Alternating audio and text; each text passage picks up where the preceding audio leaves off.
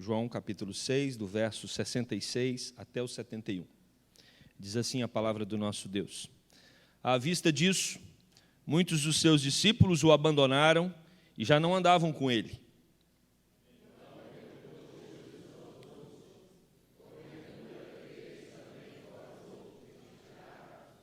Respondeu-lhe Simão Pedro: Senhor, para quem iremos? Tu tens as palavras da vida eterna.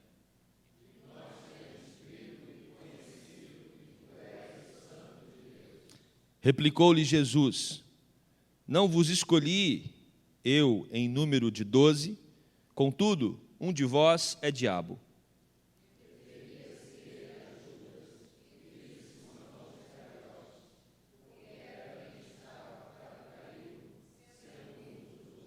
Amém. Oremos mais uma vez. Querido Deus, fale ao nosso coração, alimenta-nos com a Tua palavra, que possamos entender o recado, a mensagem do Senhor para nós nesta noite. Que ela seja aplicada pelo Teu Santo Espírito e que Deus, o Senhor mesmo, esteja nos enquadrando para vivermos de acordo com o Teu querer. Essa é a nossa oração, no nome de Jesus. Amém e amém. Ontem, 20 de junho, foi o dia dos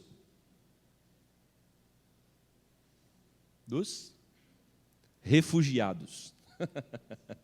Dia dos refugiados. Eu descobri hoje, também não sabia. Nós temos hoje no mundo 60 milhões de refugiados. Pessoas que, por causa do seu contexto de vida, por causa do momento que estão em seus países, chegam ao ponto de dizer: não dá mais. Não é mais possível. Eu preciso sair daqui se quiser sobreviver. Agora, irmãos, um ou outro pensar isso é plausível. 60 milhões de pessoas no mundo tomaram essa decisão recentemente. E, sem dúvida nenhuma, a grande pergunta de quem está saindo da sua casa, do seu bairro, da sua cidade, do seu país, a grande pergunta é: para onde? Para onde irei? Para onde irei? Onde no mundo tem paz? Onde no mundo eu terei uma vida melhor? Nenhuma outra geração foi marcada por tantos refugiados, a não ser na Segunda Guerra Mundial. Mas em nenhum outro momento da história nós tivemos tantas pessoas se espalhando pelo mundo porque não suportam mais viver na sua própria terra. São sírios, principalmente, asiáticos, africanos, que se espalham pelo mundo por causa da dificuldade de viver aonde estão. E esse texto que nós acabamos de ler, ele nos conduz para essa pergunta que foi feita pelo apóstolo Pedro: para onde iremos? As pessoas que estão nesta terra, de alguma forma, são também refugiados, porque vagueiam de um lado para o outro, se nós pensarmos em termos espirituais. E esse texto, então, mostra exatamente o âmago da fé cristã, que é marcado por essa pergunta: para onde iremos? Pergunta que todo ser humano em algum momento precisa fazer na sua vida. E eu queria falar sobre esse tema nesta noite, mas nós vamos ter que entender um pouco esse capítulo, porque no versículo 66, nós temos uma expressão que diz: à vista disso. Quando o texto começa dizendo à vista disso, ele está evocando, ele está nos convidando para entendermos o contexto. À vista do quê? Sobre o que Jesus estava falando, o que estava acontecendo. Então nós precisamos entender um pouco melhor, de uma maneira mais abrangente, o Evangelho de João, para que assim possamos entrar no texto e entendermos o que Cristo está falando aqui para os seus discípulos e o que tem a ver essa pergunta de Pedro. O Evangelho de João está dividido em duas partes. Diferente dos outros, que são chamados de evangelhos sinóticos, Mateus, Marcos e Lucas, são chamados de sinóticos porque eles têm uma mesma visão. Quando você faz sua devocional em casa e você lê o Evangelho de Mateus, aí você vai para Marcos, você percebe que muita coisa é semelhante, é parecido.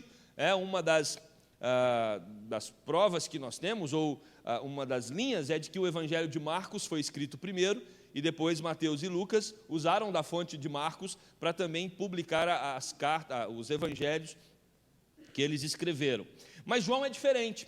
E o Evangelho de João está dividido numa parte chamada ministério público de Jesus e o ministério particular. Até o capítulo 12 de João, você tem Jesus tendo contato com as pessoas, com as multidões, Jesus curando, Jesus fazendo milagres, Jesus andando de um lado para o outro. A partir do capítulo 13, nós temos o chamado ministério particular de Jesus, onde Jesus vai se relacionar com os 12, conversar com os 12 nos últimos momentos da sua vida. Então, diferente dos outros evangelhos, o Evangelho de João tem essa divisão. Então, nós estamos aqui no ministério público de Jesus, capítulo 6, ministério público, e Jesus está envolvido com as pessoas, andando de um lado para o outro, mostrando-se como o Messias, revelando-se como aquele que tem poder sobre tudo e sobre todos. Milhares de pessoas estavam seguindo Jesus, capítulo 2, porque Jesus fazia sinais miraculosos. E é impressionante, meus amados, sinais miraculosos vão atrair multidões sempre. Agora, as pessoas elas vão atrás do sinal miraculoso, não é só na igreja evangélica. Onde estiver um milagre, o indivíduo que está em busca do milagre, ele vai. Então, se você tem um problema de saúde, ou alguém tem um problema de saúde, essa pessoa não tem uma fé firme em Jesus, onde falar que vai ter cura, essa pessoa vai. Isso não é de se estranhar, porque ela não está atrás de um Deus, ela não está atrás de um Senhor, ela quer a solução do seu problema. E quando Jesus viveu nessa terra, não foi diferente. Milhares de pessoas se dirigiam até Jesus, não por Jesus, mas porque elas queriam resolver os seus problemas. Elas queriam se livrar dos males que estavam as atormentando. Então Jesus, ele está no monte com seus discípulos, descansando um pouco. Ele, quando queria descansar, ele saía com os discípulos. Quando ele queria descansar muito, ele saía sozinho. Então ele está no monte descansando com seus discípulos, depois de uma maratona de milagres, de sermões, e ele observa que a multidão está vindo. Irmãos, quando a gente fala de multidão é porque eram milhares. O texto vai dizer 5.000 homens, sem contar mulheres e crianças. E está vindo uma multidão, e Jesus observa junto com seus discípulos aquele povo chegando, e ele então pergunta para um dos seus discípulos, para Filipe, esse povo está chegando aqui, eles certamente vão querer ser alimentados espiritualmente, mas esse povo deve estar com fome. Como nós vamos tratar dessa multidão? Como a gente vai arrumar alimento para tanta gente? André, ele entra na conversa e diz, olha, tem um rapazinho aí com 5 pães, 2 peixes, e é o que tem, para 5.000 homens, sem contar mulheres e crianças. E quando chega aquela multidão, o texto vai dizer que Jesus toma aqueles 5 pães, aqueles 2 peixes, multiplica, todo mundo come com fartura. E aí o texto diz que sobraram 12 cestos. Vocês acham que foi coincidência sobrarem 12 cestos? Não. 12 é um número muito importante para os judeus, as 12 tribos de Israel, os 12 apóstolos. E aí depois nós temos então a multidão maravilhada. A multidão está perplexa, porque quem é esse homem que consegue fazer com que 5 pães e 2 peixes alimentem toda essa multidão? Quem é esse homem? Nós precisamos proclamá-lo como profeta, como rei de Israel. E começa então ali um montinho, um movimento de todas aquelas pessoas para proclamarem Jesus Cristo como rei, como profeta da nação. E era hora então, meus amados, de Jesus dizer, vamos lá, vamos invadir Israel, vamos invadir Jerusalém, e agora eu vou assumir o trono e o poder. Não. Quando Jesus percebe que o ministério dele está tomando essa direção, ele sai quieto e calado, sozinho, deixa até os discípulos para trás e vai embora. E os discípulos, a multidão ali, querendo proclamar Jesus como rei, só os discípulos, Jesus desaparece, o plano afunda. E os discípulos pegam o barco e voltam para Cafarnaum sem Jesus. De repente, eles estão no meio do mar, quem que aparece andando sobre as águas? Jesus, porque Jesus tem poder para andar sobre as águas também. No versículo 19 nós vemos isso, e Jesus se aproxima deles, e Jesus entra no barco, eles vão para o outro lado. Quando eles chegam em Cafarnaum, quem está lá esperando Jesus e os discípulos? A multidão. Porque a multidão quer fazer dele um rei, porque ele é poderoso. E Jesus então começa um sermão para aqueles que tinham se alimentado da multiplicação. E Jesus diz, olha, eu sou o pão da vida. Eu sou o pão da vida. O pão da vida que desceu dos céus e tem poder para ressuscitar mortos, versos 34 e 40 desse capítulo. Quando Jesus faz esta observação, aquela multidão que havia sido alimentada por ele, começa a criticá-lo. Mas para aí, nós queremos fazer dele rei sobre nós, mas a partir daí, ele dizer que ele é o pão da vida, e que ele é o pão que desceu do céu, não, aí ele ultrapassou os limites, porque rei é uma coisa, dizer que vem do trono de Deus, dizer que veio dos céus, ele não pode dizer isso, ele não pode afirmar isso, afinal de contas, nós conhecemos ele, nós sabemos a sua biografia, sabemos de quem ele é filho do seu Zé, que arrumou o guarda-roupa lá de casa, do seu Zé carpinteiro, que fez os móveis para o meu casamento. Como esse homem vem dizer que é o pão do céu, que veio do céu? Não pode. E aí, meus amados, Jesus, ele enfatiza o seu ensino no versículo 48. Eu sou o pão da vida, o pão vivo que desceu dos céus.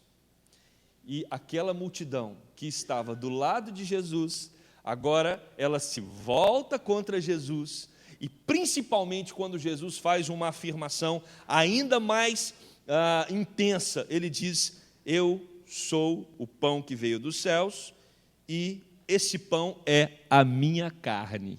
Quem não comer da minha carne, não tem parte comigo. Acabamos de celebrar a mesa do Senhor, o pão simbolizando a carne de Cristo, o corpo de Cristo. Quem não comer desse pão, quem não comer dessa carne, simbolicamente falando, não terá parte comigo. Meus queridos, quando Cristo fala que as pessoas que queriam segui-lo deveriam comer da sua carne, aí então os judeus entenderam ele como um canibal. Ficou louco completamente. Não dá. Antes ele estava tendo um delírio de grandeza, achando que era o Deus que desceu do céu. Agora ele já está dizendo que nós temos que comer da carne dele. Não dá para seguir esse homem. E Jesus, nos versos 53 e 54, reafirma, se não comer da minha carne e não beber do meu sangue, vocês não terão a vida eterna. A multidão não suporta o discurso de Cristo. A multidão não suporta o discurso de Cristo porque a mensagem do Evangelho não é racionalmente suportável. Às vezes nós queremos muito a conversão de pessoas e oramos pela conversão de amigos, de parentes, de colegas de trabalho. Está tudo certo, o processo é esse mesmo. Agora, por favor, não queira que alguém compreenda racionalmente a fé cristã, porque a fé cristã, ela não encaixa dentro do cérebro humano, ela ultrapassa completamente o raciocínio. Por isso que o apóstolo Paulo vai dizer que a mensagem do Evangelho, naquele momento, ela era vista como loucura. O Evangelho, ele ultrapassa o cognitivo do ser humano, é alguma coisa supra, por isso que é necessário fé. Sem fé, ninguém pode chegar até Deus, porque se a fé fosse somente racional, dispensaria a fé, não é verdade, irmãos? Por uma dedução intelectual, nós concordaríamos e aceitaríamos, mas não é uma dedução intelectual, é um processo que ultrapassa o nosso raciocínio, e por isso aquelas pessoas estavam perplexas, e não tem nada de errado na perplexidade daquela multidão, porque Jesus está usando termos aqui que realmente são estranhos. Como ele é o pão da vida? Como nós vamos ter que comer da carne dele? Tenta compreender isso racionalmente. Não encaixa. Como nós vamos beber do seu sangue? Era uma mensagem pesada, densa, como é a mensagem do Evangelho até hoje. Às vezes nós queremos que as pessoas compreendam o que a gente crê. Às vezes nós queremos e insistimos para que os outros entendam aquilo que um dia nós assimilamos por meio da fé. Meus queridos, por favor, as pessoas que não têm o Espírito Santo de Deus revelando aos seus corações o Evangelho, o poder do Evangelho, elas não vão entender aquilo que você está falando.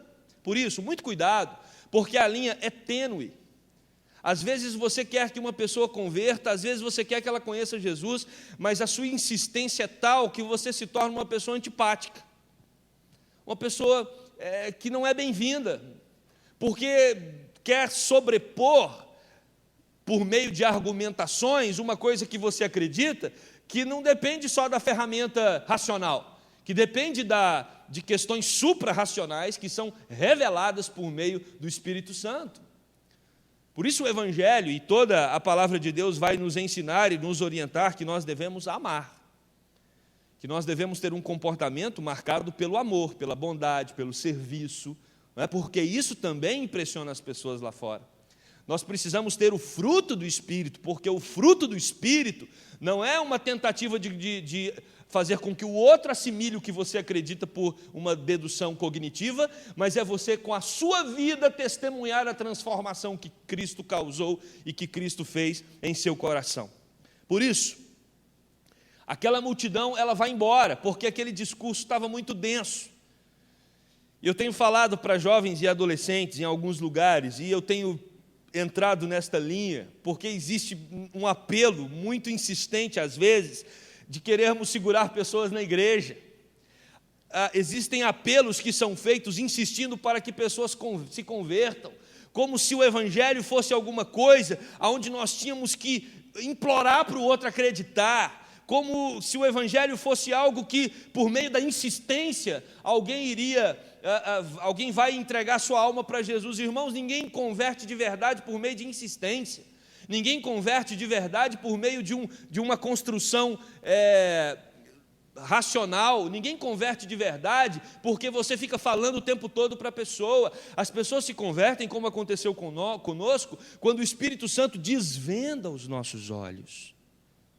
Por isso não é pelo muito falar que serão ouvidos. Não é pelo muito falar.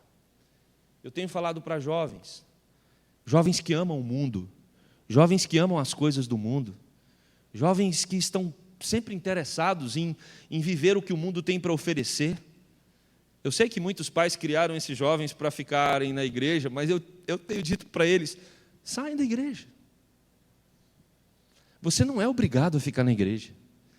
Você não é obrigado a amar Jesus. Você não é obrigado a seguir Jesus. A mensagem do Evangelho é muito pesada. A mensagem do Evangelho é uma mensagem que envolve entrega de vida, sacrifício. Não é isso que Paulo diz em Romanos capítulo 12? Entregais os vossos corpos como sacrifício vivo, santo e agradável. Jesus não está mendigando amor de ninguém. Jesus não está implorando, você não percebe em nenhum momento no ministério de Jesus ele implorando para as pessoas o seguirem. O que ele tem para oferecer é grande demais, é amor demais. Não precisa de outdoor, não precisa de marketing, precisa apenas ser proclamado, precisa apenas ser anunciado.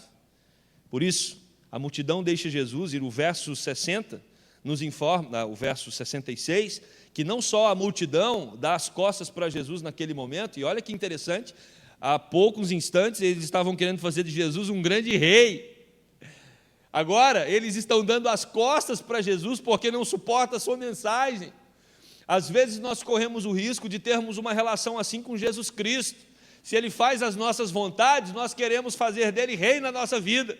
Mas quando alguma mensagem dele nos desagrada, ou quando ele nos convida para uma caminhada mais difícil, nós queremos abandoná-lo. E não só a multidão, mas o texto diz que também alguns discípulos, não dos 12, mas um grupo maior de discípulos, alguns deles também deixam Jesus. E Jesus está ali agora só com os 12, meus irmãos. Olha que interessante. 5.000 homens, sem contar mulheres e crianças. Horas depois, apenas os 12. E quando nós chegamos agora no âmago do texto, quando Jesus vira para os 12 e pergunta para eles: vocês também não querem ir embora? Olha que interessante esse questionamento de Jesus, porque talvez nós falaríamos: olha, nós aqui não podemos abandonar o barco não, estamos juntos até o fim, não vai não, vamos ficar aqui juntos. Não, Jesus diz: vocês também não querem ir embora. É um apelo inverso, não é um apelo para dizer: venham, siga-me, não me deixem. Não, Jesus diz: vão também, vão também. Você pode frequentar uma igreja, você pode ser membro de uma igreja, você pode participar das atividades eclesiásticas, mas a grande pergunta da nossa vida é se nós somos seguidores de Jesus. E para sermos seguidores de Jesus, nós precisamos responder a pergunta que Jesus fez para Pedro. Jesus diz: Pedro, diz para os 12, vocês também não querem ir embora, me deixar? Hendrickson comenta que no original, quando Jesus faz a pergunta, vocês também não querem ir? Existe uma expectativa de Jesus nessa pergunta em ouvir uma resposta negativa. Jesus faz a pergunta, mas no grego dá a ideia de que Jesus está dizendo tipo, e aí, vocês também não querem ir? Não estão a fim de me abandonar? Existe uma expectativa negativa da resposta. Mas aí Pedro faz uma colocação maravilhosa, que sem dúvida nenhuma eu acredito que é a resposta que todos nós daríamos.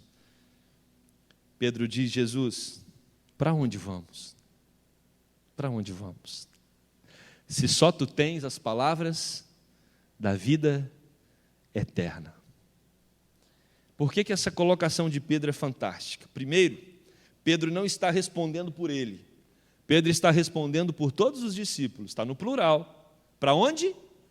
Vamos. Ou seja, enquanto estava acontecendo o tumulto, enquanto Jesus estava ali vendo a multidão se dispersar, os discípulos se reuniram e disseram uns para os outros: e aí, como é que nós vamos ficar nessa história?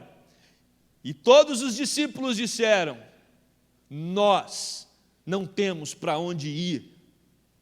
E Pedro então responde para Jesus: nós não temos para onde ir. Queridos, essa é a essência do Evangelho. A essência do Evangelho é você chegar à conclusão de que não tem outro lugar melhor para estar do que na presença de Jesus. É entender que não tem nem lugar espacial, não tem como ter paz interior, não tem como ter uma alegria transbordante, senão aquela que vem de Jesus Cristo. Enquanto nós ficarmos focados em coisas desse mundo que nos atraem com uma força desproporcional, enquanto nós valorizarmos os valores do mundo, nós não descobriremos esse Evangelho que o apóstolo Pedro está confessando aqui. O Evangelho que diz: Jesus, a vida sem o Senhor não faz o mínimo sentido. Nós não temos o que fazer e nem para onde ir. Porque quando nós imaginamos a possibilidade de não estarmos contigo, isso gera um completo desespero e desamparo. Esta é a palavra aqui: desamparo. Nós precisamos nos sentirmos desamparados quando imaginamos a possibilidade de não estarmos mais seguindo a Jesus. Para onde iremos, se só o Senhor tem a palavra da vida eterna? Pedro está dizendo que sem Cristo não há espírito e não há vida. Sem Cristo tudo perde o sentido. Eu pergunto para você nessa noite: você já chegou a essa dedução na sua vida? Você já entendeu a mensagem do Evangelho central, que sem Cristo nada mais faz sentido para a sua existência? E que tudo na sua vida agora é a partir de Cristo, é para a glória de Cristo, é para o louvor de Cristo, porque Ele é o Senhor absoluto e pleno do seu coração. Esses apóstolos que estão afirmando isso aqui foram os mesmos que deram as suas vidas por Jesus Cristo depois que o Espírito Santo é derramado sobre eles, e eles são capacitados para viver o Evangelho num momento de intensa perseguição. Esses apóstolos entenderam a mensagem do Evangelho quando ela foi desvendada pelo Espírito Santo de Deus. Só Jesus tem as palavras da vida. A multidão queria Jesus como profeta, como rei. Você quer Jesus como o quê? Eu quero um Jesus que me tira a minha ansiedade. Não, eu quero um Jesus que me dê o que eu estou precisando. Eu quero um Jesus que cuida de mim e não me deixe com medo. Eu quero um Jesus que me dê segurança. Qual Jesus você quer? Um Jesus que te presenteia? Hoje vivemos uma época onde uma das teologias mais vigentes no Brasil, teologia da prosperidade, está propagando por todos os cantos e usando todos os meios de comunicação que Jesus está pronto para te presentear com aquilo que você quer. Numa relação onde nós ocupamos a posição de Senhor e Jesus a posição de alguém que tem algo para nos oferecer. Esse não é o evangelho de Jesus. Ele é o Senhor e nós somos os servos, não é o contrário. Qual é o Jesus que você tem crido?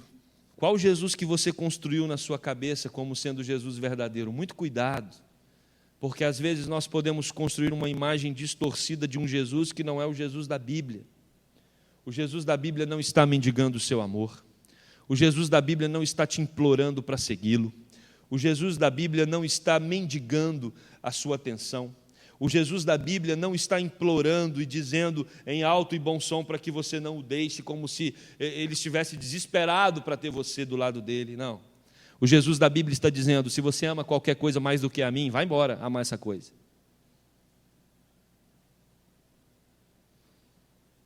Se tem alguma coisa na sua vida que mexe mais com as suas emoções, se tem alguma coisa na sua vida que é mais forte do que a minha presença, se tem alguma coisa na sua vida que tem mais significado do que o meu sangue, o meu corpo, vai.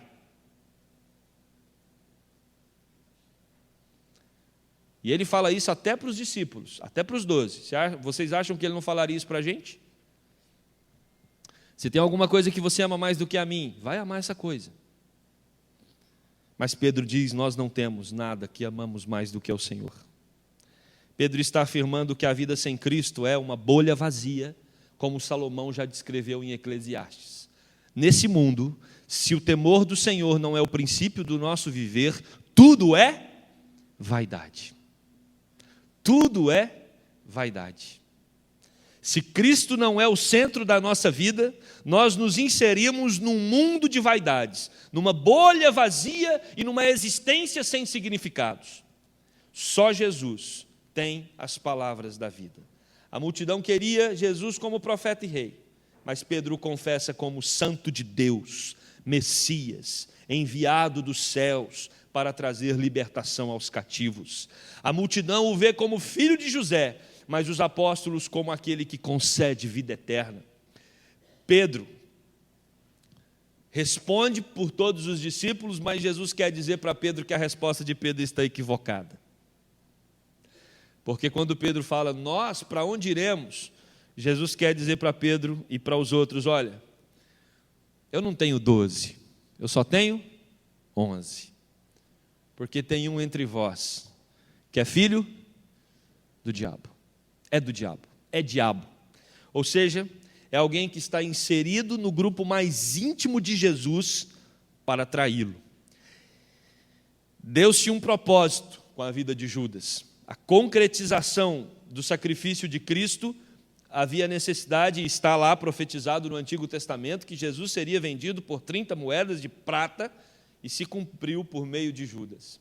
E Jesus quer dizer para Pedro: Pedro, você está falando pelos 12, mas não são 12, são 11, porque tem um aí dentro do grupo que vai me trair. Irmãos, começa com 5.000 homens, sem contar mulheres e crianças, que abandonam Jesus. Esse grupo diminui para os poucos discípulos. Desses poucos discípulos, uma boa parte deles também não suporta a mensagem e deixam Jesus. Ficam os 12. Dos 12, Jesus diz: não são 12, são 11, porque um é diabo. E ficam 11 que seguem a Jesus e o reconhecem como Deus das suas vidas. Muitos são chamados, mas poucos os escolhidos. Eu quero concluir esse sermão fazendo algumas colocações para você. Nós vivemos num mundo de refugiados. Não são só 60 milhões de refugiados no mundo. O mundo é marcado por uma humanidade que caminha, que divaga, sem saber para onde. Vivem dia após dia, sem ter a mínima noção de onde a história vai terminar. Se você sair pela rua e perguntar às pessoas qual o sentido da vida, elas não terão condições de responder, muitas delas, porque vivem simplesmente para manter a própria existência. Não há um significado maior. Na verdade, vivemos num mundo perdido, e a Bíblia já coloca assim. A pergunta que fica para nós é: para onde iremos? Para onde iremos? O único lugar que nós temos para recorrer é Jesus. Só nele encontraremos as palavras da vida. Só nele encontraremos descanso para as nossas almas. Só nele encontraremos significado para vivermos num mundo tão maluco, tão disperso, tão baratinado, tão perdido, com bilhares de refugiados caminhando de um lado para o outro. Você vê em Jesus qual figura? A figura de um homem importante, de um profeta, de um rei? Ou você nessa noite pode dizer com seus lábios, com seu coração e com a sua mente: eu não tenho para onde ir se não for para perto de Cristo, porque só Ele dá significado para a minha vida. Ele é o Deus encarnado, que morreu, que ressuscitou, para que você tenha essa convicção. Para onde iremos? Para Jesus. Para Jesus precisa ser sempre a nossa resposta. Para Jesus, porque só Ele tem as palavras da vida. Que Deus nos abençoe. Amém? Vamos orar.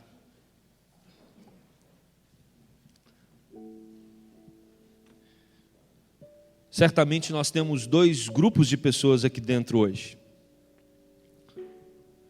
Temos aqueles que já conheceram a Jesus, que já foram alcançados pela mensagem do Evangelho, e que quando ouvem esta mensagem, ou quando leem esse texto, concordam com Pedro, dizendo: realmente, eu não tenho para onde ir, Jesus é a minha razão de viver, Jesus é o tudo que eu tenho, Jesus é o meu significado, Jesus é a minha esperança, Jesus é a minha vida. Para esses eu digo: observem todas as áreas da sua caminhada, para que você não se disperse, amando coisas, objetos, pessoas, valores, outros, mais do que a Jesus. Ame a Jesus sobre todas as coisas. Muito cuidado para você não perder o seu foco. Só Jesus pode dar verdadeiro significado. Mas talvez tenha aqui hoje à noite pessoas que ainda não tiveram um encontro com esse Jesus. E vagueia como um refugiado, sem saber para onde ir, sem saber o que dá significado e sentido para a sua existência. O Espírito Santo de Deus revela aos corações daqueles que foram separados para a salvação: só em Jesus nós temos vida, só em Jesus nós temos esperança, só em Jesus nós temos as palavras que nos enchem de significado. E para você eu digo: creia em Jesus, e você não vai vaguear de um lado para o outro mais, mas você terá a segurança e a certeza de que em Cristo nós recebemos a vida eterna. Em Cristo nossos olhos se enchem de luz e o nosso coração transborda de alegria, porque em Cristo nós temos as palavras da vida. Querido Deus, aqui estamos nós diante da Tua palavra. Não temos para onde ir. Esse mundo não tem nada para nos oferecer. Ele tenta de todas as formas, são muitos entretenimentos, são muitos caminhos, são muitas questões que são colocadas para fazer com que o homem tenha significado na sua existência. Mas Deus, o significado da vida está em Jesus, e precisamos nos apegar a cada dia mais a essa verdade, porque só Jesus tem as palavras da vida. Só Jesus nos conduz para a vida eterna. Só Jesus nos leva para uma esperança viva. Só Jesus nos conduz para uma alegria transbordante. Por isso, Deus, encha-nos cada vez mais desta verdade. E se porventura tem alguém aqui que ainda não encontrou com Jesus Cristo, que o Teu Santo Espírito revele essa mensagem aos seus corações. E que saiam daqui, Deus, convictos de que somente em Cristo a nossa vida encontra sentido. Somente em Jesus nós temos a verdadeira esperança. Oramos assim, no nome daquele que morreu e ressuscitou, para nos conceder a certeza da eternidade. Amém e amém.